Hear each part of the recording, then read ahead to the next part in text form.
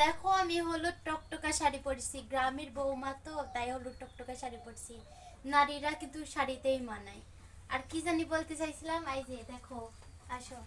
এই যে এখানে মুরগি কয়েকটা নিয়েছিলাম, বড় হয়ে গেছে তাই বিক্রি করে দিছি। আর আরো কয়েকটা মুরগি নেওয়া লাগবে। তো এখানে আমরা ব্রয়লার মানে পালছিলাম।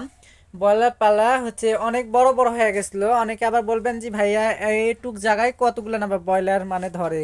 তো এখানে আমরা বেশি পালি না, 8 থেকে 10টা ব্রয়লার পালি। এই জন্য ব্রয়লারটা হচ্ছে আমরা বিক্রি করে দিছি।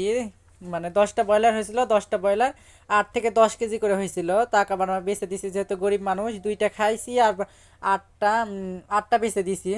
তো এবারও মিম ভাবতেছে ঈদের মধ্যে যদি আমরা যদি গরিব মানুষ যেহেতু যদি একটা বা 8-10টা যদি ব্রয়লার নিতে পারি, নিয়ে যদি একটা যদি বাসায় খাই আর যদি বাদ বাকি যদি মানে বেচে দিই ঈদের মধ্যে, কিন্তু অনেক গরিব মানুষেরাই কিন্তু আমাদের মতন মধ্যবিত্ত, তারা কিন্তু ঈদের মধ্যে গরুর মাংস কিনতে পারে না, খাসির মাংস কিনতে পারে না, তা ব্রয়লার কিন্তু খায়। এই জন্য মিম ভাবতেছে যে এবারও আমরা ব্রয়লার নিব। এই জন্য মিম বলতেছে যাও তুমি যা ব্রয়লারের বাচ্চা নিয়ে আসো। তো এই জন্য আমি ভাবতেছি যেহেতু আপনাদের মাঝে একটু শেয়ার করি। আপনারা অনেকে কমেন্টে বলছিলেন যে একটা ব্রয়লারের ভিডিও দিছিলাম, এই ব্রয়লারের ভিডিও দেখে অনেক আপু কমেন্ট করছেন ভাইয়া ব্রয়লার কি বেচে দিছেন, আমাদের কি ব্রয়লারটা দিবেন না।